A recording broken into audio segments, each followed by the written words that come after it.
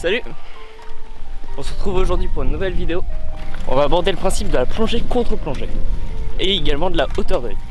Alors ces trois principes vont en binôme avec le cadrage vu que ça vient compléter la photo.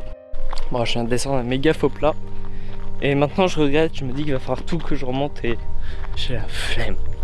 Donc le principe de la plongée contre plongée, ça va être l'inclinaison de la caméra. Exemple, ici je suis à hauteur d'œil, là je suis en plongée et là en contre plongée. Mais on va un peu plus aborder le sujet en profondeur. Donc, comme dit dans l'intro, ça se mêle avec tous les autres cadrages, sur les tiers, sur les demi, n'importe.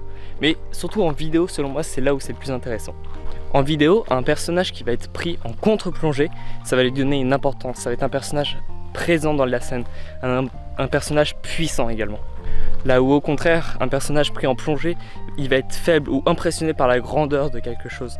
Ça peut aussi être mélangé avec la règle des tiers que j'ai abordée il y a 2 vidéos, où dans le principe vous mettez un personnage sur 2 tiers de l'image très important, que vous mettez de dos, un autre personnage sur 1 tiers de l'image filmé en plongée, et là vous avez vraiment une image qui est impressionnante.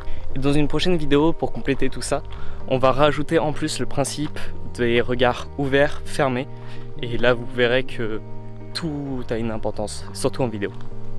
Et la hauteur d'œil, du coup, qu'est-ce que c'est? La hauteur d'œil, selon moi, c'est l'entre-deux qui ne mélange pas grand-chose. Par exemple, là, ma caméra est à hauteur d'œil. Il n'y a pas de personnage plus important, de personnage moins important. Tout est droit, tout est normal. C'est l'impartialité, selon moi. Je viens de caler mon appareil photo au bout d'un monopode calé dans une roue de vélo. C'est encore plus casse-gueule que la fois où je l'avais calé sur de la vigne. Donc dans le principe, selon moi, le plongée contre plongée et la hauteur d'œil, c'est plus une notion qui a de l'importance en vidéo qu'en photographie. En photographie, c'est comme la vidéo. Ça va aussi avoir le même sens, la même importance, mais vu que ça ne va pas bouger, vu que l'importance des gens dans les scènes ne seront pas les mêmes, selon moi en vidéo c'est là où ça a le plus de sens. Bon, je suis désolé, cette fois c'est encore une vidéo un peu plus courte. Je vais essayer de vous mettre des exemples de plongée contre plongée dans un court-métrage que j'ai tourné qui n'est pas encore sorti. J'adore, j'ai voulu faire une photo de mon setup, de comment j'avais calé ma caméra dans ma roue de vélo, et au moment où je l'ai fait avec mon 100D, le vent s'en est chargé et a fait en sorte que ma caméra passe à 2 doigts de se casser la gueule. Donc le vent fait bien chier quand même. Donc j'ai une photo, celle-là elle est floue. Donc bon. Et je vous dis à la semaine prochaine pour une autre vidéo. Ciao.